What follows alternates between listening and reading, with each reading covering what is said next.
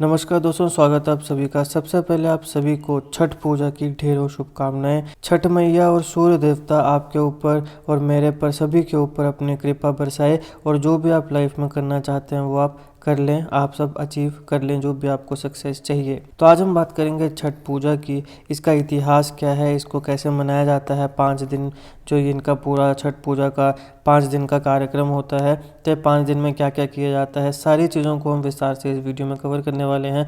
आप इस वीडियो को अंत तक जरूर देखिएगा, काफ़ी नई चीज़ आपको सीखने को मिलेंगी। अगर आप चैनल पर नए हो तो चैनल को सब्सक्राइब अवश्य करिएगा। Politics, economy, GK, geography, science, environment, ecology की तमाम वीडियोस के लिए एक बार हमारे प्लेलिस्ट को जरूर चेक करिएगा। आप किसी भी एग्जाम की तैयारी कर रहे हो, हमारी प्लेलिस्ट और करंट अफेयर की बाकी वीडियोस को देख के आपको काफ़ी हेल्प मिलने वाली है। इसे समय निकाल के हमारे चैनल को जरूर चेक करिएगा। हिंदुज़म के ऊपर मैंने और भी काफ़ी वीडियोस बनाई हैं, जैसे कि मछैल माता यात्रा, फिर types of Hindu marriages, Shankaracharya. हमारे भारत में 4 मठ हैं, 4 मठों के 4 शंकराचार्य होते हैं, तो इनका क्या इतिहास है, आदि शंकराचार्य ने कैसे ये सब बनाए, शंकराचार्य कैसे नियुक्त होते हैं, और इसके साथ साथ अयोध्या राम टेम्पल, इन सारी चीज़ों को मैंने अच्छे से विस्तार से कवर किया है। हिंदुज़म वाली प्लेलिस्ट में अगर आप जाएंगे तो आपको सारी वीडियोस मिल जाएंगी। इसका लिंक मैं आपको डिस्क्रिप्शन में दे दूंगा, एक बार जरूर चेक करिएगा। चलिए शुरुआत करते हैं। देखिए, छठ पूजा ये एक 4 डे इलेबोरेट सेलिब्रेशन है। 4 दिन यहाँ पे काफ़ी विस्तार से सेलिब्रेशन होती है। और ये किसके लिए मनाया जाता है? सूर्य देवता के लिए मनाया जाता है। तो यहाँ पे भगवान सूर्य को ऑनर किया जाता है। यहाँ पे इस पूजा में काफ़ी लंबा फास्ट रखा जाता है और इवन निर्जला मतलब कि पानी तक नहीं पिया जाता है, ये बिना पानी के फास्ट रखा जाता है। और यहाँ पे उषा और प्रत्युषा, इसे ऑफरिंग्स दी जाती हैं। क्या है ये बेसिकली देखिए, उषा का मतलब होता है light of the rising sun. जैसे आपने सुना होगा उषा की किरण, है ना। तो मतलब जब सूरज उग रहा है उसकी जो किरण आ रही है वो है उषा की किरण। Pratyusha light of the setting sun, जो सूर्यास्त हो रहा है उसकी जो लाइट है, रोशनी है।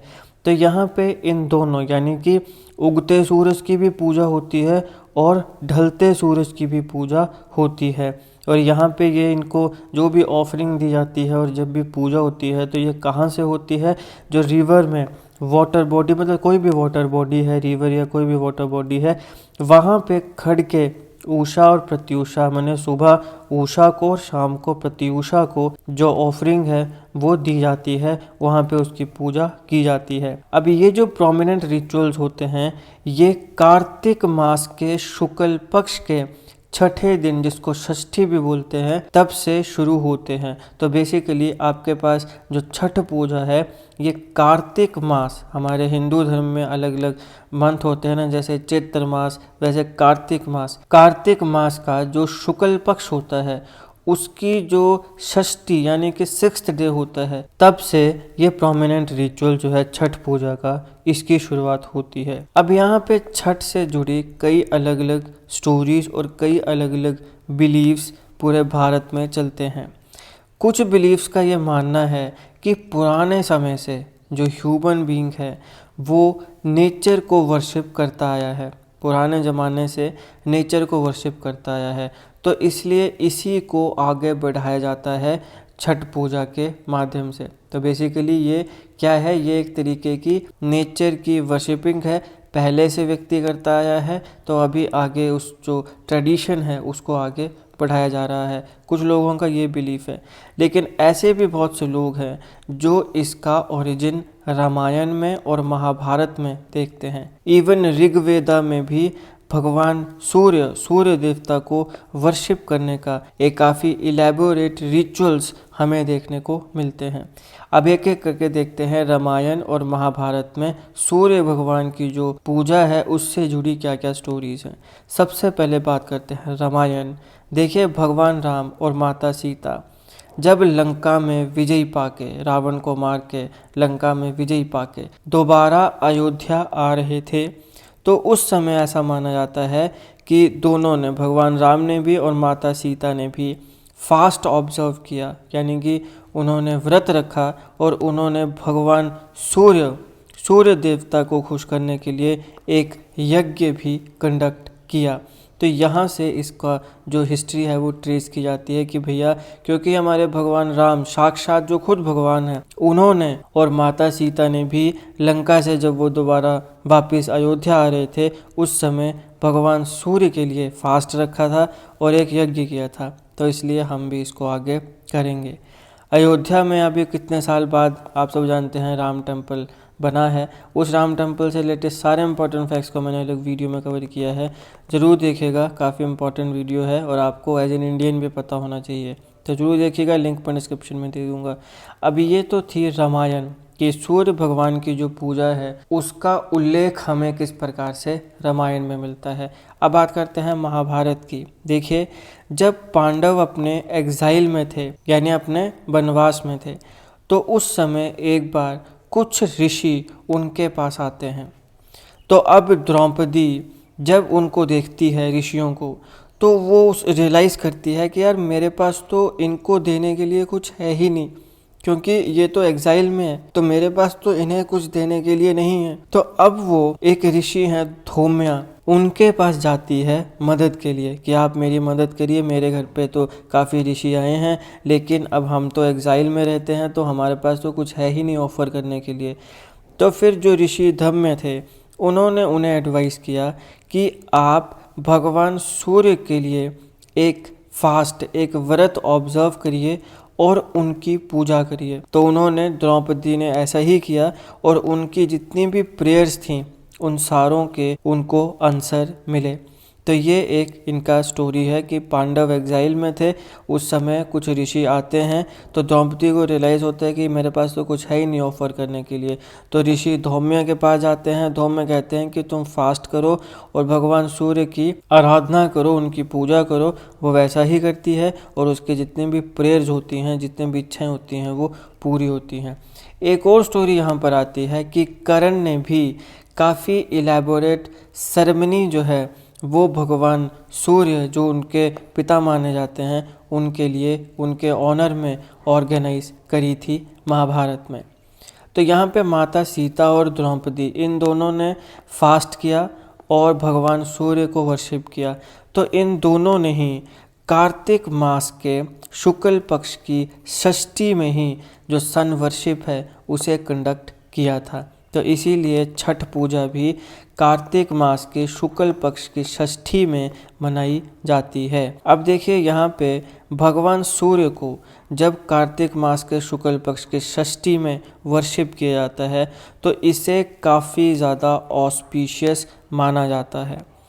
आज जो छठ फेस्टिवल है ये काफ़ी ज़्यादा फर्वर के साथ और काफ़ी हर्षो उल्लास के साथ बिहार में या बिहारियों के बीच में मनाई जाती है। बिहार में तो मनाई ही जाती है, लेकिन दुनिया के बाकी हिस्सों में भी हमने कई ऐसी वीडियोस देखी हैं, अमेरिका में, कनाडा में या बाकी देशों में जहां हमारे बिहारी भाई बहन रहते हैं, वहां पर भी वो काफ़ी ज़्यादा फरवर और काफ़ी हर्षोल्लास के साथ छठ फेस्टिवल को मनाते हैं। हालांकि कुछ ही ऐसे लोग हैं जो इसमें व्रत करते हैं, लेकिन पूरी की पूरी जो कम्युनिटी है वो अपनी तरफ से जो योगदान दे सकती है वो देती है इस त्योहार को सक्सेसफुल बनाने का। तो अब यहाँ पे क्या होते हैं, जो रिवर्स हैं उनके जो बैंक्स हैं, किनारे हैं, क्योंकि वहाँ पे पूजा की जाएगी, तो रिवर्स के जो बैंक्स हैं उनको क्लीन किया जाता है।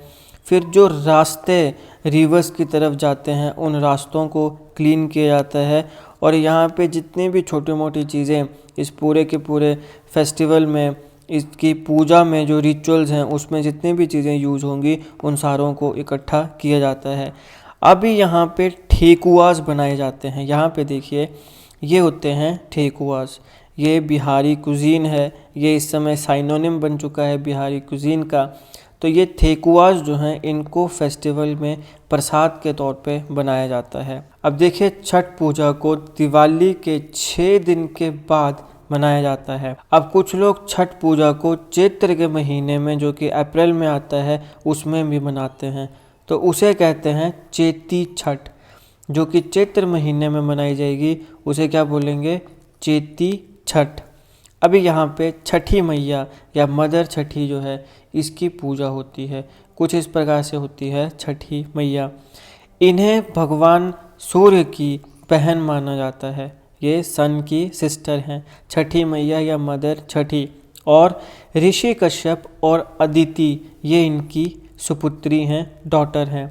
और एक और ख़ास बात है कि यही जो छठी मैया हैं ये हमारे भगवान शिव के जो सबसे बड़े बेटे हैं कार्तिकेय, जिनको मुरुगन भी बोलते हैं और जो काफ़ी मतलब फियर्स वॉरियर हैं, उनकी पत्नी भी हैं यही छठी मैया और मदर छठी।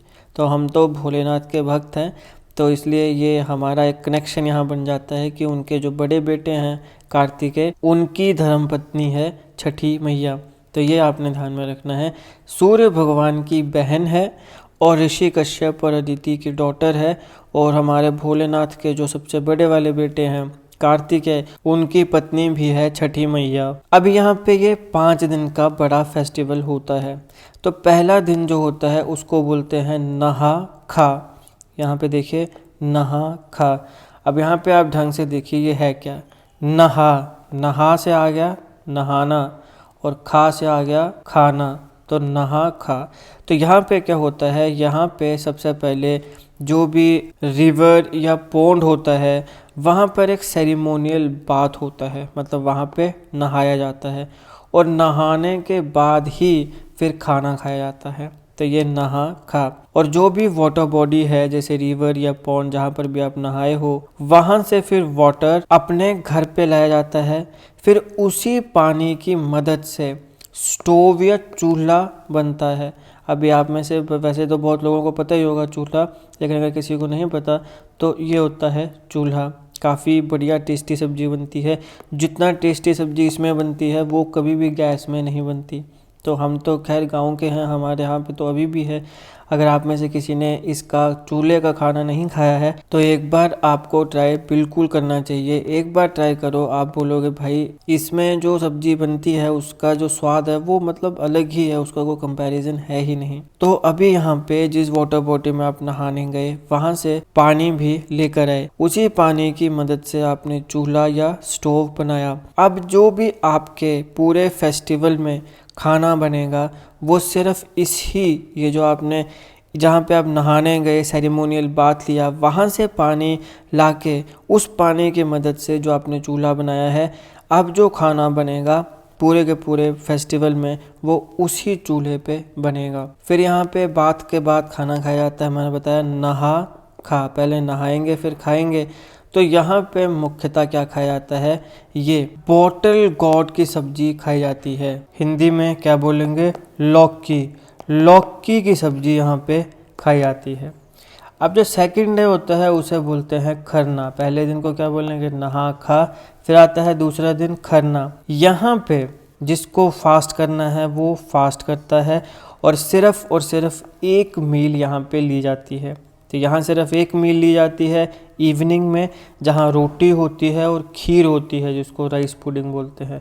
तो यहाँ पे जो दूसरा दिन है यहाँ एक दिन का खाना खाया जाता है, रोटी और खीर शाम को। अब ये जो दिन होता है यहाँ पर जितने भी फ्रेंड्स और फैमिली है वो सारे इकट्ठा होते हैं और ठेकुआस को भी बनाते हैं। और यहाँ पे सबसे पहले इन ठेकुआस को भगवान को ऑफर किया जाता है, उसके बाद खुद खाया जाता है। अब रोटी खीर, इसके बाद देखिए दूसरे दिन में आपने सिर्फ शाम को एक बार क्या खाया, रोटी खीर। अब यहाँ पे मैंने आपको फर्स्ट स्लाइड में क्या बोला था कि भाई यहाँ पे बहुत लंबा फास्ट चलता है। तो पहले तो दूसरे दिन आपने सिर्फ एक बार ही खाना खाया और अब 36 घंटे का फास्ट। देखो 36 घंटे 36 आवर्स, ज़्यादा समय होता है 36 आवर्स। और यहाँ पे ना सिर्फ खाना बल्कि पानी भी नहीं पी सकते हैं। तो जो डिवोटीज़ हैं मतलब वो पानी तक नहीं पीते हैं, खाना तो छोड़ दो पानी तक नहीं पीते हैं। 36 घंटे का निर्जला फास्ट होता है। निर्जल मतलब बिना जल के, है ना, तो पानी भी नहीं पिएंगे। ये है इतना बड़ा इतना लॉन्ग फास्ट यहाँ पे छठ पूजा में किया जाता है। अब जो तीसरा दिन आ गया उसमें डिवोटीज़ क्या करते हैं, जो वाटर बॉडीज़ हैं उनके बैंक्स में जाते हैं। और अगर कोई उन बैंक्स में नहीं जा सकता है तो एक टेम्परेरी सा पूल बना लेता है अपने घर में। अब यहाँ पे इसमें जो बैंक्स होते हैं जो रिवर के किनारे हैं उन्हें काफ़ी अच्छे से सुंदर से डेकोरेट किया जाता है। जैसे कि आप देख सकते हैं यहाँ पे दिया है, रंगोली है, शुगर केन की स्टॉक्स हैं। अब जितने भी ऑफरिंग्स हमने भगवान को देनी है, जैसे कि सीजनल फ्रूट्स हैं, जैसे स्वीट पोटैटो है, वाटर चेस्टनट है, पोमेलो, बनाना, या जो भी अपनी श्रद्धा के हिसाब से देना है, उन सारों को दियों के साथ एक सूप होता है, जैसे केन बास्केट है, इस प्रकार का केन बास्केट है, इसमें डाल दिया जाता है जो भी भगवान को आपने ऑफरिंग देनी है, और इसके साथ एक दिया भी रख दिया जाता है। अब जैसे ही सूर्य अस्त होता है, वैसे ही जिस व्यक्ति ने फास्टिंग करी है, जिसने व्रत किया है, वो भगवान सूर्य को अर्घ देता है। हमारे यहाँ अर्घ होता है ना, उसको वहाँ देता है। तो सबसे पहले जब सूर्य अस्त हुआ तब यहाँ पे अर्घ दिया गया, और फिर जो व्यक्ति फास्टिंग कर रहा है वो जब अर्घ देगा तो उसके बाद फिर उसके जो फ्रेंड्स या फैमिली मेम्बर्स हैं, तो उनका वो जो एक सूप है, यानी वो जहाँ पे उन्होंने पूरा वो ऑफरिंग मतलब है ना सीजनल वेजिटेबल्स वगैरह रखे हैं, उनमें वो मिल्क को और वाटर को पोर करेंगे, यानी उसमें वो मिल्क और वाटर को डालेंगे। तो अब यहाँ पे क्योंकि सनसेट हो रहा है और जो सूर्यास्त हो रहा है, तब उसको अर्घ्य दिया जा रहा है, और ये कब होगा, ये शाम को होगा। तो इसे सांझ का अर्घ जो है वो कहा जाता है, ये इवनिंग ऑफरिंग कहा जाता है। तो सांझ का अर्घ मतलब भगवान सूर्य को अर्घ दिया जा रहा है, और कब दिया जा रहा है, शाम को दिया जा रहा है। फिर उसके इमीडिएट अगले दिन ऐसा ही सुबह किया जाता है। पहले शाम को किया गया, अब सुबह किया जाएगा। तो सुबह भी फिर वैसे ही, पहले क्या था, सनसेट हो रहा था, अब सनराइज हो रहा है सुबह। तो अब अगले दिन जैसे ही सनराइज होगा, सूर्य का उदय होगा, तो उसको उदय होते ही ये सारी की सारी जो रिचुअल्स पहले पिछली शाम को किए थे, ये सारे के सारे रिचुअल्स किए जाएंगे। लेकिन अब इस केस में इसको भोर मतलब होती है सुबह, सुबह बोलते ना भोर, और जो संध्या है वो शाम होती है। तो भोर का अर्घ बोला जाता है, या मॉर्निंग ऑफरिंग बोला जाता है। तो पहले हुआ संध्या का अर्घ, अब अगले दिन क्या हुआ, सुबह भोर का अर्घ।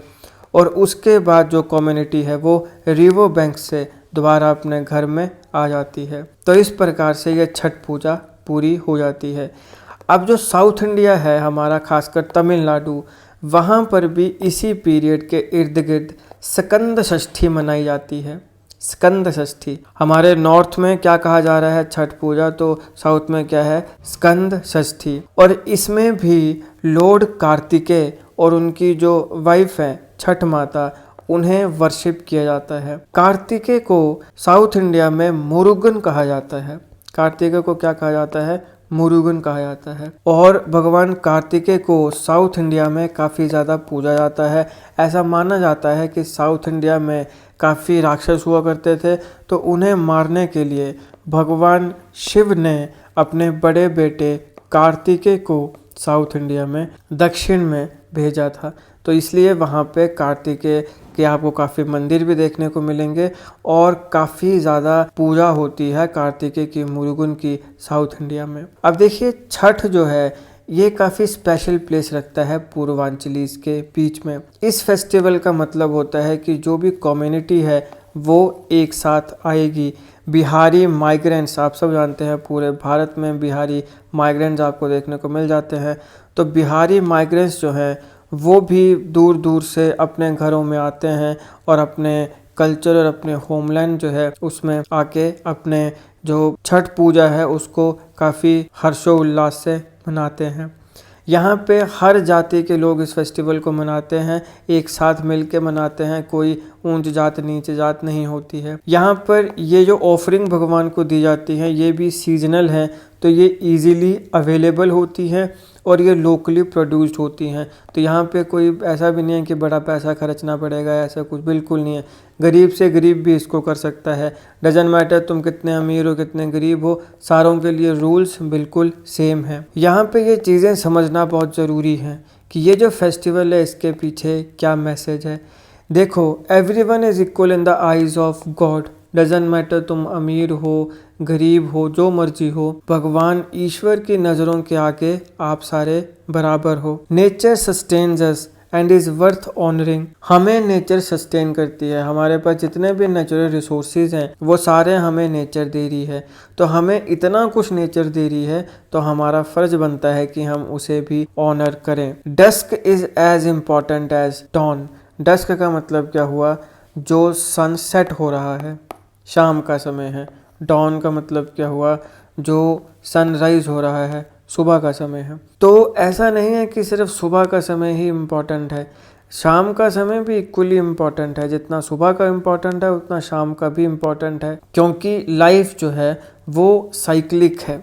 हमारे जो जीवन है वो साइक्लिक होता है, और यहाँ पे जो अभी सेट हो रहा है वो कभी ना कभी राइज भी हो सकता है। देखो बहुत बड़ी बात है कि लाइफ जो है वो साइक्लिक है, कार्मिक साइकिल। ये बात होती है ना, कार्मिक साइकिल। बोलते हैं ना कि कर्म जो है वो अच्छा करो। जब भी आपके पास पैसा आए, पावर आए, जो मर्जी आए, कभी किसी गरीब आदमी के साथ गलत मत करो या किसी के साथ अन्याय मत करो, क्योंकि भैया लाइफ जो है ना वो है साइक्लिक।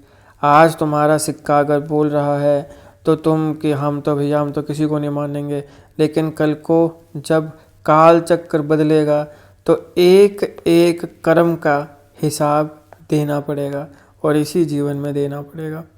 ठीक है ना, लाइफ इज साइक्लिक। तो इसलिए अगर तुम अच्छे कर्म करोगे तो तुम्हारे साथ अच्छा होगा, बुरा कर्म करोगे तो फिर बुरा तुम्हारे साथ होने वाला है। उसको कोई नहीं रोक सकता है, क्योंकि कर्मों की जो साइकिल है उसको कोई नहीं भेद पाया है। उसे तो रावण भी नहीं भेद पाया, तो हम क्या भेद पाएंगे। तो इसलिए अच्छे कर्म ही करने चाहिए। कभी भी पैसा आए, पावर आए, जो मर्जी आए, कभी किसी के साथ गलत काम नहीं करना चाहिए। किसी गरीब के साथ या महिलाओं के साथ किसी भी तरीके का कोई गलत काम नहीं होना चाहिए, क्योंकि जो कर्मों की साइकिल है ये जब चलती है, जब ये दोबारा वापस आने लगती है तो फिर एक एक चीज़ का, एक एक कर्म का हिसाब लेती है। ये यहाँ पे इसका मतलब है, लाइफ इज़ साइक्लिक। तो इसके पीछे जो है, छठ पूजा के पीछे बड़े ज़बरदस्त मैसेज हैं। ठीक है, भगवान की नज़रों के आगे सारे बराबर हैं। नेचर हमें सस्टेन करती है तो हमें भी उसको ऑनर करना चाहिए। जितना इम्पोर्टेंट सूर्य उदय है उतना ही इम्पोर्टेंट सूर्य अस्त है, क्योंकि लाइफ साइकिल है। अगर आज किसी का अस्त हो रहा है तो कभी ना कभी वो राइज भी करेगा। यह है दोस्तों छठ पूजा से रिलेटेड सारे इंपॉर्टेंट जी के फैक्ट्स। हिंदुज़म में मैंने और भी काफ़ी इंपॉर्टेंट टॉपिक्स को कवर किया है, जैसे मैंने पहले बताया टाइप्स ऑफ मैरिजेज हैं, अयोध्या राम टेम्पल है, फिर हमारे यहाँ पे शंकराचार्य हैं, हमारे यहाँ पे मठ हैं। तो मठों का पूरा इतिहास मैंने बताया है, शंकराचार्य कैसे नियुक्त होते हैं ये भी मैंने आपको बताया है। मछैल माता यात्रा है, भगवान राम से रिलेटेड मैंने काफ़ी इंपॉर्टेंट जी के क्वेश्चंस को कवर किया है। तो ऐसी तमाम वीडियोज़ आपको मेरी हिंदुज़म वाली प्लेलिस्ट में मिल जाएंगी। ऐसे ही आपको बुद्धिज़्म और जैनिज़्म से रिलेटेड भी सारे इंपॉर्टेंट जी के क्वेश्चंस मिल जाएंगे। मैंने जैनिज़्म और बुद्धिज़्म के ऊपर डेडिकेटेड अलग अलग वीडियोज़ बनाई हैं, जहाँ पर मैंने सारे इंपॉर्टेंट जी के क्वेश्चंस को कवर किया है, बुद्धिज़्म, जैनिज़्म और इसके साथ साथ इंडस वैली सिविलाइजेशन के ऊपर भी। तो हिंदुइज्म की प्लेलिस्ट और बुद्धिज़्म, जैनिज़्म और इंडस वैली सिविलाइजेशन से रिलेटेड जो इंपॉर्टेंट क्वेश्चंस वाली वीडियोस हैं उनके लिंक्स आपको डिस्क्रिप्शन में मिल जाएंगे। एक बार समय निकाल के ज़रूर चेक करिएगा। आप सब जानते हैं कि Jainism, Buddhism, Indus valley civilisation और एक आता है महात्मा गांधी, इन चारों टॉपिक से आपके एग्जामिनेशन में सवाल बनते ही बनते हैं। अगर आपने चारों वीडियोस देख ली तो मान के चलो कि आप में काफ़ी क्वेश्चंस इन 4 वीडियोस से बनेंगे ही बनेंगे। और काफ़ी लोग मुझे कमेंट करके बताते हैं कि सर ये क्वेश्चन यहाँ पे आया था, वहाँ पे आया था, तो अच्छा भी लगता है। तो इसलिए आपने भी ये 4 वीडियोज़ अगर चाहें तो देख सकते हैं। Mahatma Gandhi, Indus valley civilisation, Buddhism, Jainism, इन चारों वीडियोज़ के लिंक आपको डिस्क्रिप्शन में दे दूँगा। और हिंदुज़्म से रिलेटेड जो मेरी प्लेलिस्ट है उसमें काफ़ी वीडियोज़ हैं, अगर वो चाहें तो वो भी आप चेक कर सकते हो। टाइप्स ऑफ मैरिज वाली वीडियो काफ़ी इंपॉर्टेंट है, उससे भी सवाल बनते हैं। तो इस प्लेलिस्ट का लिंक भी डिस्क्रिप्शन में दे दूंगा, एक बार जरूर चेक कर लीजिएगा। और ये 4 वीडियोज़ को तो जरूर कर ही लीजिएगा। अगर आपको वीडियो अच्छी लगे तो लाइक करेगा, शेयर करेगा। पॉलिटिक्स में जगह गुजराफी साइंस टेक्नोलॉजी की तमाम वीडियोज़ के लिए हमारे प्लेस को जरूर चेक करिएगा।